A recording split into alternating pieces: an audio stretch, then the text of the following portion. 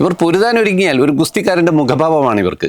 ഇവരുടെ ചെവിയുടെ പ്രത്യേകത പറഞ്ഞല്ലോ, തലയോട് ചേർന്ന് നിൽക്കുന്ന, പറ്റിപ്പിടിച്ച് നിൽക്കുന്ന വിധത്തിലുള്ള ചെവിക്കൂടെയാണ്. പുറത്തേക്ക് കാണാനേ പറ്റാത്ത വിധത്തിൽ ചേർന്ന് നിൽക്കുന്നത്. മറ്റു മൃഗങ്ങളെ ആക്രമിച്ചാൽ പിടികൊടുക്കാതെ തടസ്സമില്ലാതെ വഴുതി പോകാൻ ഈ ചെവിയുടെ രൂപം സഹായിക്കും. അതായത് പരിക്ക് കുറച്ച് ഇരപിടിയന്മാരുടെ കയ്യിൽ പിടികൊടുക്കാതെ രക്ഷിക്കും വിധത്തിൽ പരിണമിച്ചവയാണ് ഇവയുടെ ചെവി പോലും.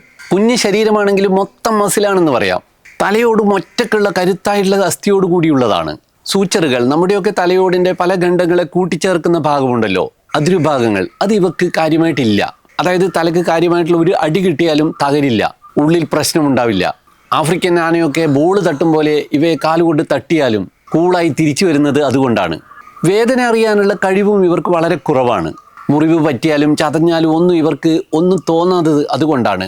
വേദനയാണല്ലോ നമ്മളെ ഏതാക്രമണത്തിലും ആദ്യം ഭയപ്പെടുത്തുന്നത്. ഈ വേദന തോന്നാത്തതിനാലാണ് ഓടി രക്ഷപ്പെടാൻ ശ്രമിക്കാതെ ആക്രമിക്കുന്ന വലിയ മൃഗത്തോട് പോലും വീണ്ടും പൊരുതാനുള്ള മനസ്സിവർക്കുണ്ടാകുന്നത്. ഇത്തിരി പോന്ന ഒരു ജന്തു എന്ത് ചെയ്തിട്ടും മാന്തിയിട്ടും കടിച്ചിട്ടും ഒന്നും പിന്തിരിയാതെ നേർക്ക് നേരെ വരുന്നത് സിംഹത്തിന് പോലും ആശയക്കുഴപ്പമുണ്ടാക്കും. ഇതെന്തൊരു സാധനമപ്പാ എന്ന്.